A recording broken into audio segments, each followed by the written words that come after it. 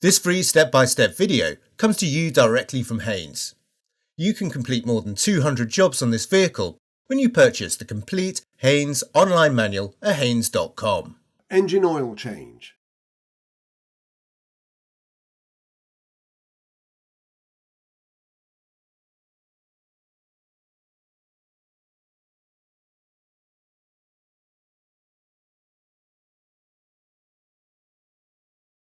The bonnet release lever is located on the bottom of the lower dash panel.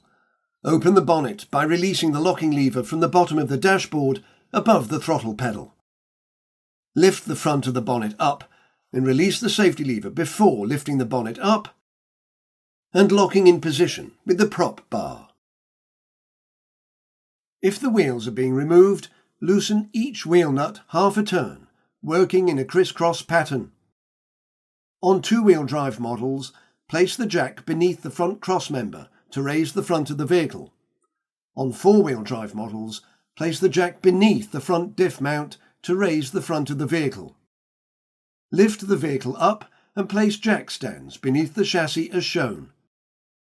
Carefully lower the jack until the stands are supporting the weight of the vehicle.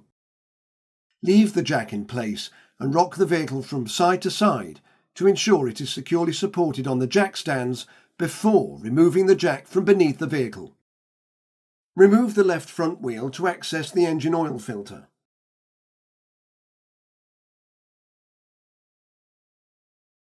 Remove the fasteners retaining the liner to the inner guard and remove the liner.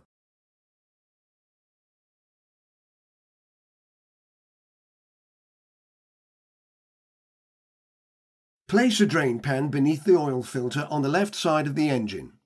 Working through the left-hand wheel opening, place a suitably sized socket onto the filter cap and remove the cap and filter element as a unit from the engine. As the filter is lifted from the engine, tilt the filter up to limit the amount of oil spilled as the filter is removed from the inner guard. Pull the old filter from the filter housing and discard. Compare the old filter with the new one to make sure they're the same type. Use a clean rag and some degreaser to remove all oil, dirt and sludge from the oil filter cap. Remove the old O-ring from the oil filter cap and install a new one. Insert the new filter into the filter housing. Apply a light coat of clean oil to the O-ring.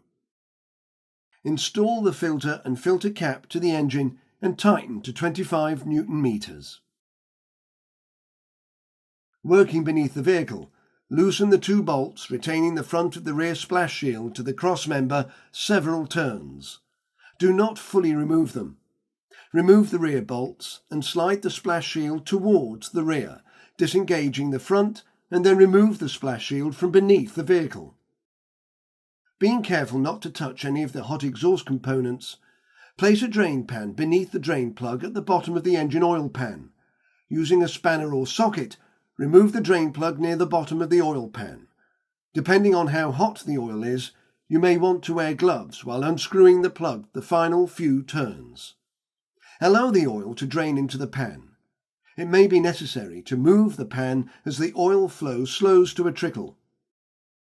While the oil is draining, check the sealing washer on the plug. It is recommended that this is replaced each time the plug is removed to prevent oil weeping from the plug. Remove the old sealing washer from the drain plug.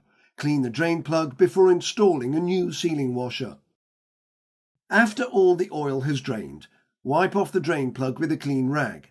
Small metal particles may cling to the plug and would immediately contaminate the new oil. Clean the area around the drain plug opening and reinstall the plug. Tighten the drain plug securely.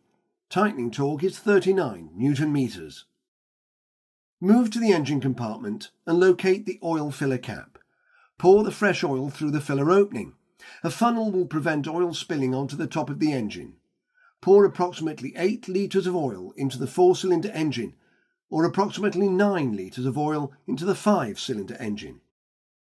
Wait a few minutes to allow the oil to drain into the pan, then check the level on the oil dipstick. If the oil level is above the hatched area, start the engine and allow the new oil to circulate.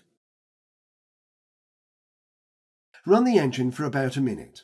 Immediately look under the vehicle and check for leaks at the oil pan drain plug and around the oil filter. With the new oil circulated and the filter now completely full, recheck the level on the dipstick and add more oil as necessary. Slide the front of the rear splash shield between the crossmember and the front splash shield and loosely install the rear retaining bolts before tightening the 4 bolts securely. Position the inner guard liner over the inner guard and install the clips into each hole. While holding the outer portion of the clip, screw the centre part in until it is flush with the outer part of the clip. This will lock the clip in place in the inner guard at the top or the chassis at the bottom. Lift the wheel onto the hub, aligning the wheel studs with the holes in the wheel, and slide the wheel against the hub. While holding the wheel with one hand, install one wheel nut and tighten by hand as much as possible. Continually check that the wheel is sitting against the face of the hub as you tighten the wheel nut. Use the wheel spanner supplied with the vehicle, or a wheel brace, to tighten the nut until it is snug against the wheel and the wheel appears to be sitting flush to the hub. Install the remaining wheel nuts, which will be easier now as the wheel is sitting correctly against the hub. Use the spanner or wheel brace to tighten each wheel nut, working in a criss-cross pattern until each wheel nut is snug against the wheel. The nuts do not have to be tight at this stage, they just have to be snug against the wheel. Place the jack back under the vehicle in the same position and raise it until it clears the jack stands. Remove the stands from each side of the vehicle. Slowly lower the jack until the weight of the vehicle is back on the wheels and remove the jack from beneath the vehicle. If the wheels were removed, tighten the wheel nuts using a torque wrench to tighten the wheel nuts to 135 Newton meters for Ford models or 103 Newton meters for Mazda models.